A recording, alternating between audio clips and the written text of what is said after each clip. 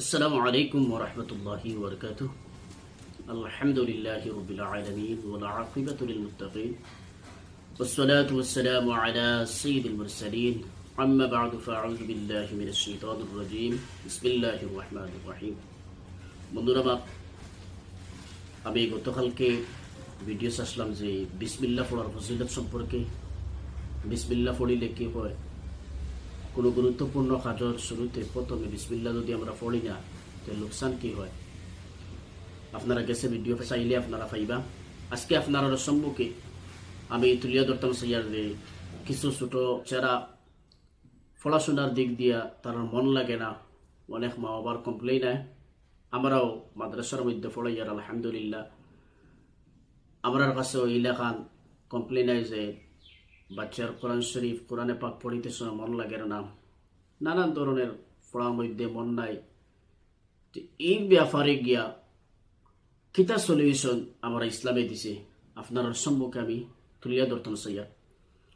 তো ভিডিও শুরুতে আমি কইমু আপনারা যে যদি ভিডিও ভালো লাগে আপনারা জানকারির লাগিয়া আমি ভিডিও বানাই আর আপনারা কাছে পৌঁছানির লাগিয়া আপনারা নিজেও আমল করবা, আর এই ভিডিওর মধ্যে সাবস্ক্রাইব করবা, ফলো করবা, লাইক কমেন্ট করিয়া জানাইবা ইনশাআল্লাহ। যদি কোনো বাচ্চারা যদি এলাকান যদি যে পড়ার মধ্যে মন লাগে না, কোরআনে পাক শিখার মধ্যে মন লাগে না, যদি তার পড়ার মধ্যে যদি মন যদি লাগে না, তো আপনার গার্জিয়ানটা আপনার মা বাবার করণীয় কি?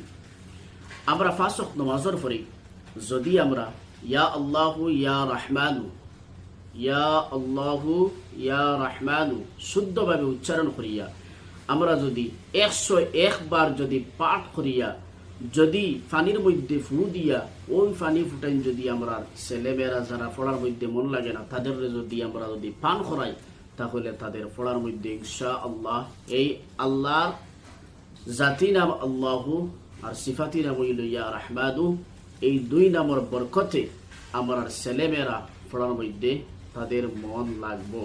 তো ইনশাআল্লাহ আপনি আমি কি করতে হইব? 5 ওয়াক্ত নামাজের পরে সামান্য পানি গ্লাসের মধ্যে হোক যে কোনোটার মধ্যে হোক সামান্য পানি লইয়া এই পানি ফুটির মধ্যে আমরা ইয়া আল্লাহু ইয়া রহমানু আমরা 101 বার আমরা পাঠ করিয়া এই পানির মধ্যে ফু দিয়া এই পানির মধ্যে ফু দিয়া যদি আমরা ছেলেমেয়েরা যদি আমরা পান যদি করাই, তো ইনশাআল্লাহ আমরা কি হইব? আমরা ছেলেমেয়েরা পড়ার মধ্যে আগ্রহী হইব। আরেকটা কত ইয়া হলো গিয়া আমরা ছেলেমেয়েরা যদি পড়ার মধ্যে যদি আগ্রহী করতে হয়, পড়ার মধ্যে তাদের মন লাগাইতে হয়, তো মোবাইল যে আছে মোবাইল থেকে আমরা দূরে রাখতে হইব। আমরা ছেলেমেয়েরারে আমরা মোবাইল থেকে দূরে রাখতে হইব, গেম থেকে দূরে রাখতে হইব, শর্ট ভিডিও কার্টুন ভিডিও থেকে আমরা কি করতে হইব? হেফাজতে রাখতে হইব। এর থেকে তাদের বাসাইয়া রাখতে হইব। যদি আমরা বাসাইয়া যদি রাখতাম পারি, তাহলে তাদের পড়ার মধ্যে ইন্টারেস্ট হইব, মজা লাগবে, এরপরে তারা পড়িতে পারবো। যদি পড়ার মধ্যে যদি বাচ্চারা যদি মন লাগে না, তারা পড়ার মধ্যে যদি মজা যদি পায় না, এই পড়ার মজাটা যদি তারা মোবাইলের যদি পাইলে, টিভির মধ্যে যদি পাইলে, অন্য কিছুর মধ্যে যদি পাইলে, তাহলে জানা রাখবা এই বাচ্চারা পড়ার মধ্যে মজা লাগতো না। কারণ যে মজা তার পড়ার মধ্যে লাগতো আসলে এই মজাটা তার অন্য জিনিসের মধ্যে লাগি গেছে, মোবাইলের মধ্যে লাগি গেছে, ছোট শর্ট ভিডিওর মধ্যে খাটানোর মধ্যে লাগি গেছে। গতিকে আমরা ছেলেমেয়েরারে আমরা কি করতে পারতাম না বলে আমরা পড়ার মধ্যে মন লাগাইতাম পারতাম না। তে আমরা সর্বপ্রথম আমলও করতে হইব, প্লাস তাদের মোবাইল তাকিয়া গেম তাকিয়া এগুলোর থেকে তাদের বাঁচাইয়া রাখতে হইব। ইনশাআল্লাহ আমরা এই জিনিসের উপরে প্রত্যেকে আমি এবং আপনারা প্রত্যেকে আমল করার চেষ্টা করবো। সাল্লু আলাল হাবিব সাল্লাল্লাহু আলা মুহাম্মদ সাল্লাল্লাহু আলাইহি ওয়াসাল্লাম।